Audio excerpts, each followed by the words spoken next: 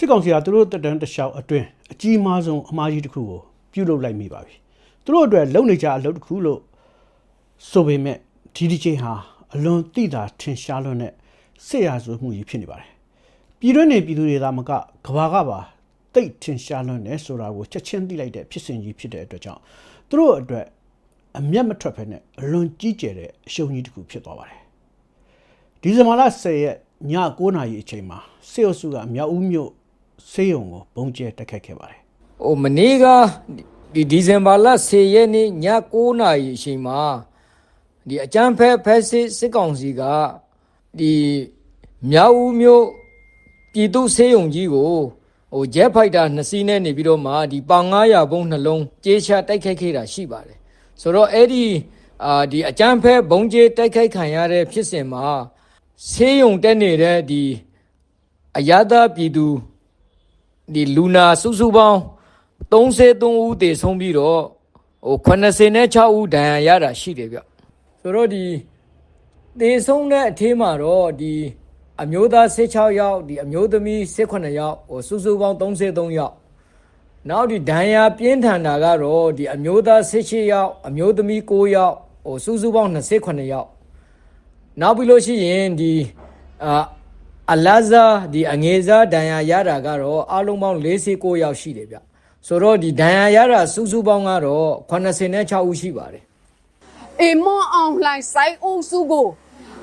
လောက်လူအပုံကျွဲအစုပဲသဲစောကိုကဘာကလေးစီစီရှောင်းရဲ့အရေးလေးယူရှောင်းကူလာသမားကလေးတော့အရေးရှောင်းဇာကောင်အရေးမယူလေမဟုတ်လားပြေစုလူတို့ကိုဆဲဖို့အပိနေစလားအခုဆိုင်အုပ်စုအကဲဖောက်ကိုအရေးမယူစတဲ့နိုင်ငံတို့ကလောက်လူကြီးကိုအစုလိုက်အပူလိုက်သဲစော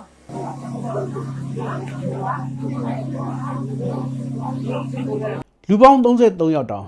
တက်လိုက်နိုင်တယ်ဆိုတော့သူတို့နိုင်လိုက်တယ်လို့စစ်အုပ်စုထောက်ခံတဲ့သူတွေကဝမ်းသာအားရဖြစ်ကြပါတယ်စစ်ကောင်းဆောင်တွေရဲ့ငါမြင့်ငါဆိုင်တင်းချမ်းရောက်လောက်ရက်ကိုသူတို့ကအားရဝမ်းသာဖြစ်နေကြတာပါဒါပေမဲ့စစ်အုပ်စုရဲ့လောက်ရက်ဟာရက်ဆက်လွန်းရုပ်မာလွန်းလို့ကဘာကတောင်အံ့အားသင့်သွားတယ်ဆိုတာဟာသူတို့အတွက်အောင်မြင်မှုမဟုတ်ပါဘူးအေယာမဆုံးရှုံးမှုကြီးအမှားကြီးတစ်ခုပါဘလောက်တောင်မှားတယ်လဲဆိုလို့ရှိရင်ကိုယ်လည်းပင်ကိုကြိုးကွင်းစွတ်မိတဲ့အမှားမျိုးပါကိုယ်သေးတွင်ကိုတူးမိတဲ့အမှားမျိုးပါဓာတောင်ဝတ္ထုကိုလူရှင်တော်တွေဟာသားလုပ်တယ်လို့ပဲဓာတောင်ရဲ့မိမိလေကိုဖျက်သည်ဆိုတဲ့မှားနီမျိုးမှားသွားပါပြီမနေ့ကဒီဇင်ဘာလ17ရက်နေ့ည9:00 နာရီအချိန်မှာလဲကြောက်ဖြူမြို့နယ်ငလုံးစုကျေးရွာကိုစစ်ကောင်စီကဘုံကျဲတိုက်ခိုက်တဲ့အတွက်အမျိုးသား9ယောက်အမျိုးသမီး3ယောက်စုစုပေါင်း10ယောက်သေဆုံးခဲ့ပါတယ်ငလုံးစုကျေးရွာဟာမရေကျွန်းအနီကအယက်သားဒုက္ခသည်စခန်းမှာအယက်သားတွေကိုပြစ်မှတ်ထားတပ်ဖြတ်ပြပြီးအေးကိုဖိအားပေးနေတာဖြစ်ပုံရပါတယ်မနေ့ကဒီဇင်ဘာလ17ရက်နေ့ည9:00 နာရီခွဲလောက်မှာဒီအကြမ်းဖက်ဖက်စစ်ကောင်စီကဒီကြောက်ဖြူမျိုးနေငလုံးစုအထက်ရွာအောက်ရွာကိုဂျက်ဖိုက်တာနဲ့ဒီပေါင်900ဘုံနှလုံးကျေးချတိုက်ခိုက်ခဲ့တဲ့အတွက်ဒီအပြစ်မဲ့အရသာပြည်သူ10ဦးသေဆုံးပြီးတော့9ဦးအပြင်းထန်ဒဏ်ရာရတာရှိပါတယ်ဒီဖက်စစ်ကောင်စီအနေနဲ့ဒီစစ်ဖက်နဲ့မဆိုင်တဲ့အရသာပြည်သူတွေနေတဲ့ရွာတွေကိုပြစ်မှတ်ထားပြီးတော့တိုက်ခိုက်တယ်ဆိုတာကတော့ဒါဟာအလွန်တရေဘောကြောင်အောက်တန်းကြတဲ့လောက်ရဖြစ်တယ်လို့စစ်ရာဇဝမှုကိုပြောင်ပြောင်တင်းတင်းကျူးလွန်တာလည်းဖြစ်ပါတယ်စစ်အုပ်စုဟာဒါမျိုးစင်တူရိုးမှအမှားတစ်ခုကိုအရင်ကလည်းကြီးကြီးကျယ်ကျယ်ကျူးလွန်ခဲ့ပူပါတယ်အဲ့ဒါကတော့ရိုဟင်ဂျာဂျနိုဆိုက်အမှုကြီးပါအဲ့ဒီအမှုကြီးကိုကျူးလွန်တော့ကလည်းပက်ပက်ဆက်ဆက်အားရပါရကျူးလွန်ပြီးတဲ့နောက်သူတို့မှာဝမ်းသာကြည်နူးလို့တောင်မှမဆုံးသေးချိန်မှာနိုင်ငံတကာကခုံရုံးဖွဲ့ဖို့ပြင်ဆင်ကြပါတယ်အခုလဲခုံရုံးဖွဲ့ဖို့ပြင်ဆင်နေကြပါပြီအမှုတွေပက်လည်ဝိုင်းနေပါပြီဒီလောက်ထိမတရားမှုပေါင်းများစွာကိုကျူးလွန်ထားတဲ့စစ်အုပ်စုအတွက်အနေခက်အသေးခက်တဲ့ဘဝကိုရောက်နေပါပြီဗိုလ်မြင့်အောင်လည်းဟာအာဏာရှင်နောက်ဆုံးမင်းဆက်အဖြစ်သမိုင်းမှာကပီးတင်မဲ့သူဖြစ်လာတော့မှာပါစစ်အုပ်စုဟာ2025ခုနှစ်တနှစ်ထဲအတွင်းမှာကျန်းမာရေးဆိုင်ရာနေရာ68ခုကိုပြစ်မှတ်ထားတိုက်ခိုက်ခဲ့တယ်လို့ WHO ကမ္ဘာ့ကျန်းမာရေးအဖွဲ့ချုပ်ကစစ်ဆေးအတည်ပြုထားပြီးဖြစ်တယ်လို့ WHO အကြီးအကဲဒေါက်တာတက်ဒရိုအပနိုဂက်ဘရီယယ်ဆက်စ်က X လူမှုကွန်ရက်မှာရေးသားလိုက်ပါတယ်အေးပြောခွင့်ရပုဂ္ဂိုလ်ခိုင်တုခအတည်ပြုပြောကြားထားတဲ့သေဆုံးသူ33ယောက်ရှင်းကိုပဲ WHO ကကိုးကားထားပါတယ်NUG မြို့သားညီညွတ်ရေးအစိုးရကတော့ ဒဏ်ရာပြင်းထန်သူတွေက2ယောက်ထပ်ပြီးတော့သေဆုံးတဲ့အတွက်သေဆုံးသူ35ယောက်ရှိပြီလို့ဆိုပါတယ် WHO အကြီးအကဲဒေါက်တာ Tedros Adhanom Ghebreyesus က X လူမှုကွန်ရက်မှာရေးသားရမှာတော့အနည်းဆုံး33ယောက်သေဆုံးပြီးတော့အနည်းဆုံးနောက်ထပ်အယောက်20ဒဏ်ရာရထားတယ်လို့ဆိုပါတယ်အဲ့ဒီထဲမှာကျမရေးဝန်ထမ်းတွေလူနာတွေနဲ့လူနာဆောက်မိသားစုတွေလည်းပါဝင်တယ်လို့ဆိုပါတယ်ဆေးရုံဟာလည်းစိုးစိုးဝါးဝါးပျက်စီးသွားပြီလို့ဆိုပါတယ်ခွက်စိတ်ခန်းအဓိကလူနာဆောင်တွေဟာလည်းလုံးဝဖျက်ဆီးခံလိုက်ရတယ်လို့သူကရေးသားထားပါတယ်ဓာတ်ပုံတွေထဲမှာလည်းအပျက်စီးတွေကိုထင်ထင်ရှားရှားတွေ့မြင်ကြရပါတယ်ဒေါက်တာ Tedros Adhanom Ghebreyesus ကအပြင်းထန်ဆုံးစကားလုံးကိုသုံးပြီးတော့ရှုတ်ချအပြစ်တင်သွားပါတယ်ကျမရေးဌာနတွေကိုတိုက်ခိုက်မှုတိုင်းဟာလူသားမျိုးနွယ်ကိုတိုက်ခိုက်မှုဖြစ်ပါတယ်လို့သူကဆိုပါတယ်ဒီစကားလုံးကကျွန်တော်တို့အယက်သားပြည်သူတွေကဆဲနေကြတယ်မေလို့မင်းအောင်လှိုင်းဆိုတဲ့စကားလုံးထက်တောင်မှပြင်းထန်ပါတယ်မဟာလစေအုပ်စုဟာလူသက်တာထက်အစာပေါင်းများစွာကြီးလေးတဲ့ရာဇဝတ်မှုကြီးကိုကျူးလွန်နေတယ်လို့ပြောတာပါလူတစ်ယောက်ကိုတတ်တာထက်အစာပေါင်းများစွာပိုဆိုးတဲ့လူအမျိုးအနွယ်တစ်ခုလုံးကိုဥတီတိုက်ခိုက်နေတဲ့လောက်ရကြီးလို့ပြောနေတာပါဗမာပြည်ကလူဆယ်ကနန်းကိုတပ်ဖြတ်မှုတာမကတကဘာလုံးမှာရှိတဲ့လူသားအလုံးကိုတိုက်ခိုက်ချိန်ချောက်တဲ့လောက်ရကြီးလို့ပြောနေတာပါတနည်းအားဖြင့်ပြောရရင်လူအမျိုးနွယ်ကိုစက်ကျင်တဲ့ရာဇဝတ်မှု crime against humanity ကိုကျူးလွန်နေတယ်ဆိုတာကိုတခြားစကားလုံးအစားထိုးသုံးဆွဲပြီးတော့ပြောတော့တာပါ attack on humanity လို့သူကသုံးသွားပါတယ် crime against humanity ဆိုတာကဥပဒေကြောင်းအရတရားဝင်အသုံးအနှုန်းမှာသတင်းအချက်လက်မပြည့်စုံသေးခင်မှာတာဝန်ရှိသူတယောက်အနေနဲ့ဥပဒေစကားလုံးကိုမသုံးချင်သေးလို့အဲ့ဒီစကားကိုပဲရက်သုံးနဲ့သုံးပြသွားတဲ့သဘောပါလူသက်ကောင်မရင်းကောင်ထက်အစာပေါင်းများစွာပိုဆိုးတဲ့ရာဇဝတ်ကောင်ကြီးလို့ပြောဆိုနေတဲ့သဘောပါဥကိုနီကိုတတ်တဲ့ကြည်လင်းနဲ့နှိုင်းရှင်မြင်အောင်ကြည့်ပါလူသားစားတဲ့ဥလာဘနဲ့နှိုင်းရှင်မြင်အောင်ကြည့်ပါအခုမအားလာဟာအဲ့ဒါလိုလူမျိုးထက်တောင်မှပိုဆိုးတယ်လို့ပြောနေတာပါအဲ့ဒီစကားလုံးတစ်လုံးရဲ့အတိမ်အနက်ကိုတိုင်းတာလို့ရှိရင်အလွန်နဲ့ဆိုင်နေဆိုတာသိစေချင်လို့တည်တည်ချာချာအတိတ်ပဲဖွင့်ဆိုပေးနေတာဖြစ်ပါတယ်နိုင်ငံတကာလူခွင့်ရေးဥပဒေ IHL မှာဆေးရုံတွေကိုပြစ်မှတ်ထားတိုက်ခိုက်တာဟာစစ်ရာဇဝတ်မှုလို့အတိအလင်းဖော်ပြထားပါတယ် Geneva Convention ရဲ့အပိုက်58မှာလည်းဆေးရုံတွေကိုမတိုက်ခိုက်ရဘူးလို့အတိအလင်းတားမြစ်ထားပါတယ်မြန်မာနိုင်ငံဟာ Geneva Convention ကို1992ခုနှစ်ဩဂုတ်လ25ရက်နေ့မှာလက်မှတ်ရေးထိုးထားပါတယ်1993ခုနှစ်ဖေဖော်ဝါရီလကစပြီးတော့အဲ့ဒီဥပဒေဟာမြန်မာနိုင်ငံမှာအကျိုးသက်ရောက်စေရမယ်လို့သဘောတူလက်မှတ်ရေးထိုးထားတာဖြစ်တဲ့အတွက် Geneva Convention ဟာမြန်မာနိုင်ငံကလိုက်နာရမယ့်ဥပဒေလည်းဖြစ်ပါတယ်မြန်မာနိုင်ငံကပြဋ္ဌာန်းတဲ့ဥပဒေကဲ့သို့အလားတူသဘောသက်ရောက်ပါတယ်အဲ့ဒါကြောင့်အခုလောက်ရဟာနိုင်ငံတကာဥပဒေကိုချိုးဖောက်တာဖြစ်တယ်လို့ကိုတိုင်းပြည်ရဲ့ဥပဒေကိုချိုးဖောက်တာနဲ့လည်းအတူတူပဲဖြစ်ပါတယ်အဲ့ဒါလိုလက်မှတ်ရေးထိုးထားတဲ့ဥပဒေကိုအတိအလင်းချိုးဖောက်ကျူးလွန်တာဟာအပြစ်အလွန်ကြီးလေးပါတယ်ဘလို့မှညှင်းဆန်လို့မရတဲ့စစ်ရာဇဝတ်မှုဆိုတာသိရနေပါတယ်စေုံမှမသိလို့ကြမ်းမိပါတယ်လို့လည်းဘလို့မှပြောလို့မရနိုင်တဲ့အနေထားပါမြောက်ဦးပြည်သူစေုံကြီးဟာအထင်ကရစေုံကြီးပါအရက်သုံးမြေပုံတွေထဲမှာရောစစ်သုံးမြေပုံတွေထဲမှာရောအလွန်ထင်ရှားပေါ်လွင်နေပါတယ်ဘလို့နည်းနဲ့မှမှားကျဲစရာအကြောင်းမရှိပါဘူးဟုတ်ကဲ့ပါဒီအကြမ်းဖက်ဘုံကြီးတိုက်ခိုက်ခံရတဲ့ဖြစ်စဉ်မှာမြောက်ဦးပြည်သူစေုံကြီးကတော့လုံးဝပျက်စီးသွားတာဖြစ်ပါတယ်စေုံကြီးကိုဒီဒီထိမှန်တဲ့အတွက်ကြောင့်မို့လို့အခုလိုမျိုးဒီစေုံတက်နေတဲ့ဒီလူနာတွေအများအပြားသေဆုံးဒဏ်ရာရတာဖြစ်ပါတယ်တော်လိုင်းရေးနယ်မြေတွေကစေုံတွေကိုသာစစ်ကောင်စီအနေနဲ့မသိလို့ပါလို့စင်ကြေပေးလျှောက်လဲလို့ရကောင်းရမှာဖြစ်ပေမဲ့အခုလိုအရက်သုံးပြည်သူစေုံကြီးကိုတော့ဘလို့နည်းနဲ့မှမှားကျဲစရာအကြောင်းမရှိပါဘူးစစ်ကောင်စီကခါတိုင်းညှင်းချက်ထုတ်နေကြဖြစ်တဲ့လက်နက်ကိုင်းတွေတော်လိုင်းရေးသမားတွေရှိနေလို့ပါဆိုတဲ့အကြောင်းပြချက်ကိုလည်းပေးလို့မရပါဘူးလက်နက်ကိုင်းတော်လိုင်းရေးသမားတွေရှိနေရင်တောင်မှစေုံဆိုတာမျိုးကိုပုံကျဲလို့မရပါဘူးစစ်ကောင်စီကရက်ဆက်တာဟာအထူးဆန်းမဟုတ်တော့ပါဘူးအခုထူးတာကတော့စစ်ကောင်စီဟာဘလို့မှညှင်းမြင်ရတဲ့ရာဇဝတ်မှုကြီးကိုကဘာတိကျူးလွန်လိုက်မိပြီဆိုတဲ့အချက်ဖြစ်ပါတယ်ဒီဟာကတော့ဒီအကြမ်းဖက်ဖက်စစ်ကောင်စီကဒီစစ်ဖက်နဲ့မဆိုင်တဲ့ဒီအရာဖက်ပြစ်မှတ်တွေကိုရည်ရွယ်ချက်ရှိနဲ့နေပြီးတော့မှဒါအကြမ်းဖက်ဘုံကြီးတိုက်ခိုက်တပ်ဖြတ်တာဖြစ်တဲ့အတွက်ကြောင့်မို့လို့ဒါဟာစစ်ရာဇဝတ်မှုကိုပြောင်ပြောင်တင်းတင်းကျူးလွန်တာဖြစ်ပါတယ်ဒီအကြမ်းဖက်ဖက်စစ်ကောင်စီအနေနဲ့ဒီသူတို့ကျူးလွန်တဲ့ဒီအကြမ်းဖက်တိုက်ခိုက်တပ်ဖြတ်မှုအတွက်သူတို့တာဝန်ယူမှုတာဝန်ခံမှုရှိရမှာဖြစ်ပါတယ် ကျွန်တော်တို့ ULA အနေနဲ့ကတော့ဒီမတရားတိုက်ခိုက်တပ်ဖြတ်ခံရတဲ့ဒီကျွန်တော်တို့ရဲ့အပြစ်မဲ့ပြည်သူတွေတရားမျှတမှုရရှိဖို့အတွက်လိုအပ်သလိုလက်တုံးပြန်ဆောင်ရွက်သွားမှာဖြစ်ပါတယ် Myanmar's upcoming military imposed election under quotation marks ကုလသမဂ္ဂရဲ့လူခွင့်ရေးမဟာမင်းကြီးဗိုကာထခလည်းလူမှုကွန်ရက် X မှာချက်ချင်းကန့်ကွက်ရှုတ်ချခဲ့ပါတယ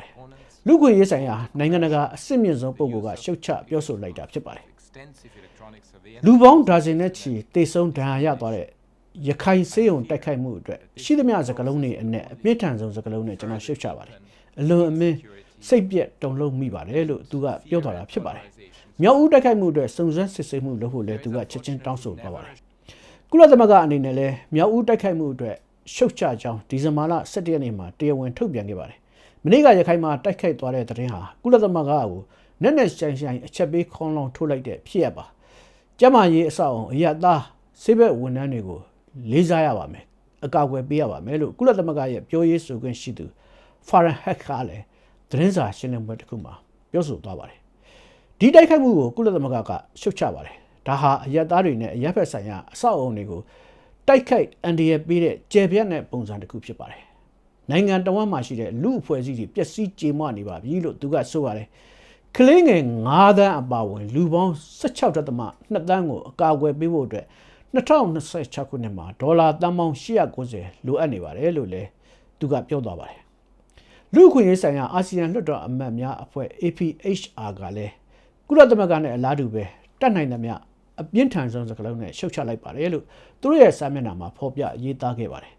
ကမ္ဘာလုံးဆိုင်ရာလူ့အခွင့်အရေးကြီးညာစတမ်းကိုဂုဏ်ပြုကြတဲ့နိုင်ငံတကာလူ့အခွင့်အရေးနေကြီးမှာစစ်အုပ်စုကရာဇဝတ်မှုကိုကျူးလွန်လိုက်တယ်လို့သူတို့က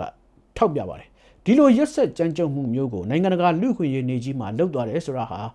လူသားမျိုးနွယ်တရက်လုံးပေါ်မှာစစ်အုပ်စုကတန်ဖိုးမထားဘူးဆိုတာကိုဖော်ပြတာပဲလို့ APHR ရဲ့ဥက္ကဋ္ဌဖြစ်သူအင်ဒိုနီးရှားလွှတ်တော်အမတ်မာစီခရီယက်စတီဘရန်စ်ကဆိုပါတယ်အာဏာသိမ်းပြီးတဲ့နောက်စစ်ကောင်စီရဲ့တပ်ဖြတ်မှုကြောင့်တာမန်အရသား6800ကျော်တိတ်ဆုံးခဲ့ပြီလို့ APHR ကရေးသားထားပါတယ် AAPP နိုင်ငံရေးအကျဉ်းသားများကူညီဆောင်ရွက်ရေးအဖွဲ့ရဲ့နောက်ဆုံးစာရင်းအရဆိုလို့ရှိရင်တော့9566ယောက်ရှိနေပါပြီစစ်ကြောင့်ပြည်တွင်းအိုးအိမ်ရွှေ့ပြောင်းနေထိုင်ရသူအရေးအတွက်ဟာ3.5 သန်းရှိပြီးတော့လူသားချင်းစာနာအကူအညီလိုအပ်နေသူကတန်း20နီးပါးရှိတယ်လို့ APHR ကဆိုပါတယ်စစ်အုပ်ဆိုတာဘယ်တော့မှပြစ်မှတ်ထားတိုက်ခိုက်တာမျိုးမလုပ်ရပါဘူးအရပ်သားတွေရဲ့အသက်ကိုစစ်အုပ်စုကတန်မိုးမထားတဲ့အတွက်တာဝန်အပြည့်အဝယူရပါမယ်လို့ APHR ဘုတ်အဖွဲ့ဝင်မလေးရှားလွှတ်တော်အမတ်ဝေါင်ချန်းကလည်းဆိုပါတယ်ရခိုင်မှာအရပ်သားကိုတပ်ဖြတ်တာကြီးပဲ2နှစ်အတွင်းမှာ1000ကျော်သွားပါပြီဒီပမာဏဟာမြန်မာနိုင်ငံသားတွေအပေါ်စစ်အုပ်စုဟာပိုပြီးတော့များများဆဆတိုက်ခိုက်လာတာကိုဖော်ပြနေပါတယ်နောက်ထပ်လူများပြားပေါ်မှာရက်ဆက်ကြမ်းကြုတ်မှုတွေမလုပ်အောင်အာဆီယံကတားဆီးရပါမယ်လို့နောက်ထပ်အဖွဲ့ဝင်တယောက်ဖြစ်တဲ့ထိုင်းနိုင်ငံရေးဝန်ကြီးကစ်စစ်ဖီယွန်မေယာကလည်းဆိုပါတယ်ရခိုင်မှာအင်တာနက်နဲ့အဆက်အသွယ်တွေကိုလည်းဖြတ်တောက်ထားကြောင်းအဲ့ဒါလိုဖြတ်တောက်ထားတဲ့အထက်မှာစစ်တွေကြောက်ဖြူမောင်တော်မျိုးတွေပါဝင်ကြောင်းလဲထောက်ပြရေးသားထားပါတယ်အခုစေယုံတိုက်ခိုက်မှုကြောင့်တေဆုံးဒဏ်ရာရတဲ့အထက်မှာအမျိုးသမီးကလေးတငယ်လူနာတွေနဲ့ကျန်းမာရေးဝန်ထမ်းတွေလည်းပါဝင်ပါတယ်အာဆီယံကမမြင်ကြအောင်စောင့်နေမှာမဟုတ်တော့ဘူးလို့ဖိလစ်ပိုင်လွှတ်တော်အမတ်အာလန်ဘရိုဆာစ်ကဆိုပါတယ်စစ်အုပ်စုလုံးမဲ့ရွေးကောက်ပွဲကိုပယ်ချဖို့လည်းတိုက်တွန်းထားပါတယ်တရုတ်အိန္ဒိယအပါအဝင်နိုင်ငံခြားတိုင်းပြည်တွေနဲ့ဆက်သွယ်အလုပ်လုပ်ဖို့ကိုလည်းစစ်အုပ်စုကိုတိုက်တွန်းထားပါတယ်လက်နက်နဲ့လေယာဉ်စီပိတ်ဆို့ဖို့ကိုလည်းနိုင်ငံတကာကိုတိုက်တွန်းထားပါတယ်လူသားချင်းစာနာရေးအကူအညီ humanitarian corridor ဖွင့်ဖို့ကိုလည်းတိုက်တွန်းထားပါတယ်ဥရောပသမဂ္ဂကလည်းရခိုင်တိုက်ခိုက်မှုဟာနိုင်ငံတကာလူသားချင်းစာနာမှုဥပဒေကိုချိုးဖောက်တာပဲလို့ဆိုပြီးတော့ကန့်ကွက်ရှုတ်ချပါတယ်ဗြိတိန်အစိုးရကလည်းကန့်ကွက်ရှုတ်ချကြောင်းကြေညာတယ်လို့နယ်စည်းမခြားဆရာဝန်များအဖွဲ့ကလည်းကန့်ကွက်ပါတယ်စစ်အုပ်စုနဲ့ဆွေးနွေးလူသူတွေကသူတို့စစ်ဗိုလ်ချုပ်တွေလည်းလူသားတွေပါပဲသူတို့မှာတနာကျင်လာတဲ့စိတ်လူသားချင်းစာနာတဲ့စိတ်တော့ရှိမှာပါလို့ပြောလေရှိပါတယ်အဲ့ဒီယူဆမှန်မှန်ကြောင်းကိုအခုမြောက်ဦးစေးရုံအဖြစ်အပျက်ကသက်သေပြနေပါတယ်စစ်တပ်ဆိုတဲ့ institution ကြီးနဲ့စစ်အာဏာရှင်ဆိုတဲ့စနစ်ကြီးကသူတို့ဗိုလ်ချုပ်ကြီးတွေကိုမောင်းနေပါတယ်သူတို့ရဲ့မိသားစုပေါ်မှာသူတို့ထားတဲ့မေတ္တာကရုဏာအကျဉ်းနာဆိုတာမျိုးတွေကိုပြည်သူလူထုအပေါ်မှာလဲစာနာပြီးတော့ထားရှိလိမ့်မယ်လို့လုံးဝမျှော်လင့်လို့မရပါဘူး ဗမာစစ်တပ်ဟာမြစ်တာမဲ့ဂိယူနာမဲ့နေအောင်တိတိကျကျရိုက်နှက်လေ့ကျင့်ထားတဲ့အဖွဲ့အစည်းပါဂိယူနာလေးနည်းနည်းပေါ်ပြလိုက်ပြီးရင်မင်းက6လားกว่าယောက်ျားမဟုတ်လားกว่าဆိုပြီးတော့ရိုက်နှက်တတ်တဲ့အဖွဲ့အစည်းပါဒီလောက်တော့စိုးဝါရက်ဆက်တဲ့အပြုအမူကြီးမျိုးကိုဒီစစ်ဗိုလ်ချုပ်တွေဗတ်ကြောင်လုပ်တာပါလေအခုလုပ်တဲ့ပုံစံဟာရှမ်းမြောက်ကကြောက်မဲတီဘောနောင်ချိုတို့မှာလုတ်သွားတဲ့ပုံစံနဲ့အလွန်ဆင်တူပါတယ်အဲ့ဒါကြောင့်ရီမန်းချက်လည်းအတူတူပဲလို့ခံမှန်းနိုင်ပါတယ်ရှမ်းမြောက်မှာအရက်သားတွေကိုဘုံကျဲဖိအားပေးပြီးတော့မိုးကုတ်မိုးမိတ်ကိုပြန်တောင်းသွားခဲ့ပါတယ်အခုရခိုင်မှာလည်းအရက်သားတွေကိုဘုံကျဲပြီးတော့အေးအေးကိုလက်နက်ချလာအောင်ဖိအားပေးဖို့အကြံစီနေတယ်ဆိုတာထင်ရှားပါတယ်ဒါပေမဲ့ရှမ်းမြောက်မှာအလုတ်ဖြစ်တယ်လို့မျိုးရခိုင်မှာအလုတ်ဖြစ်ပါမလားရခိုင်နဲ့ရှမ်းမြောက်မတူသလို TNL နဲ့ AA မတူတဲ့အချက်တွေလည်းရှိပါတယ် AA ရဲ့တိုက်ခိုက်ရေးစိတ်ဓာတ်ဟာ TNL ထက်ပိုမာပါတယ် TNL လို့လွယ်နဲ့အလျှော့ပေးမဲ့ပုံစံမျိုးမရှိပါဘူးအဲ့ဒါထက်ပိုရေးကြည့်တာကပထဝီဝင်အနေထားအရရခိုင်ကပလောင်ထက်အများကြီးပိုပြီးတော့အာသာချက်တွေရှိပါတယ်ပလောင်ကိုဝိုင်းတယ်လို့ရခိုင်ကိုဝိုင်းလို့မရပါဘူးရခိုင်ရဲ့နယ်မြေအများစုက AA လက်ရအောက်ကိုကြားရောက်နေပါပြီရခိုင်ကိုဝိုင်းချင်ရင်ရခိုင်ပြည်တစ်ပြည်လုံးကိုဝိုင်းမှရတော့မှာပါရခိုင်တစ်ပြည်လုံးကိုဝိုင်းဖို့ဆိုတာကလည်းမလွယ်ပါဘူးရခိုင်ရဲ့တစ်ဖက်ခြမ်းမှာရိုးမတောင်ကြီးချထားတယ်လို့တခြားတစ်ဖက်မှာကပင်လယ်ရှိပါတယ်ပလောင်ကအလျှော့ပေးစစ်ဆက်လိုက်ရတယ်ဆိုတာကဘုံကျဲရုံတက်တက်ကြောင်မဟုတ်ပါဘူးမြေပြင်ကနေဝိုင်းပတ်ထိုးစစ်ဆင်လို့အလျှော့ပေးလိုက်ရတာပါမြေပြင်ကနေဝိုင်းလို့ရတယ်ဆိုတာကလည်းတခြားတိုင်းရင်းသားလက်နက်ကိုင်အဖွဲ့အစည်းတွေကရက်ကြည့်နေကြလို့လွတ်ခွင့်ရတာပါရခိုင်ကိုအဲ့ဒါလိုလုပ်လို့မရပါဘူးအခုလောလောဆယ်မှာဂွကိုစစ်အုပ်စုကတိုက်ခိုက်နေရမှာရေချောင်းကနေရေတပ်အသုံးပြုပြီးတော့ပြင်းပြင်းထန်ထန်တိုက်ခိုက်နေပါတယ်ရခိုင်ကိုရေချောင်းနဲ့လေချောင်းကနေပဲစစ်အုပ်စုကတိုက်ခိုက်နိုင်ပါတယ်မြေပြင်ကိုခြေချလိုက်တာနဲ့စစ်အုပ်စုဟာနှာခေါင်းကြပွေတွေ့တော့တာပါပဲမြေပြင်မှာရင်ဆိုင်တိုက်လိုက်တာနဲ့နှုတ်သီးကိုကြပွေနဲ့ထုလိုက်တယ်လို့မျိုးသူတို့ခံစားပြီးတော့ပြန်လန်ထွက်သွားတာကများပါတယ်ရေချောင်းနဲ့လေချောင်းကဘလောက်ပဲအင်အားတာတာမြေပြင်မှာထိုးစစ်မစင်နိုင်ရင်မြို့ကိုသိမ်းယူလို့မရနိုင်ပါဘူးစစ်အုပ်စုဟာအရက်သားကိုတိုက်ခိုက်ပြီးတော့တော်လိုင်းရေးအဖွဲ့တွေကိုဖိအားပေးတဲ့နီးကိုအခုခါတွင်ကျဲအသုံးပြုနေပါတယ်ဒီဇင်ဘာလ10ရက်နေ့မှာမြောက်ဦးကိုပုံကျဲပြီးတော့ဒီဇင်ဘာလ17ရက်နေ့မှာကြောက်ဖြူတွေကရွာကိုဘုံကျဲတဲ့အထိအတင်ရဲနေပါတယ်သူတို့မှာစစ်ရဆိုးမှုတွေတိတ်များနေပြီမို့လို့မထူးဆက်ခင်းနေသလားတော့မဆိုနိုင်ပါဘူးကဘာကဘာထင်ကိုပြည်သူတွေကဘာထင်သူတို့ကတော့ထင်ရဆိုင်နေပါတယ်စစ်အုပ်စုကငါမြင့်ငါဆိုင်တင်းချမ်းရောက်လှုပ်လိုက်တာဟာတကယ်ကိုတင်းချမ်းရောက်ပါတယ်အပြစ်မဲ့ပြည်သူတွေရောက်တာကိုပြောတာမဟုတ်ပါဘူးစစ်အုပ်စုကြီးတစ်ခုလုံးမှာတင်းချမ်းဝါကိုရောက်နေပါပြီရက်ဆက်ကြမ်းကြုတ်တဲ့နီလန်းနေနဲ့အောင်ပွဲရနိုင်လိမ့်မယ်လို့စစ်အုပ်စုကထင်နေပါတယ်တကယ်တော့အဲ့ဒါဟာယာယီအင်မတန်တိုတောင်းတဲ့အချိန်ခဏအတွက်ပဲဖြစ်ပါလိမ့်မယ်ရေရှည်မှာတော့ရက်ဆက်ကြမ်းကြုတ်မှုကိုလုပ်တာဟာကိုယ်သေးရင်းကိုတူးတာကိုယ်လည်းပင်ကိုကြိုးကွင်းစွတ်တာသာဖြစ်ပါလိမ့်မယ်ခင်ဗျာ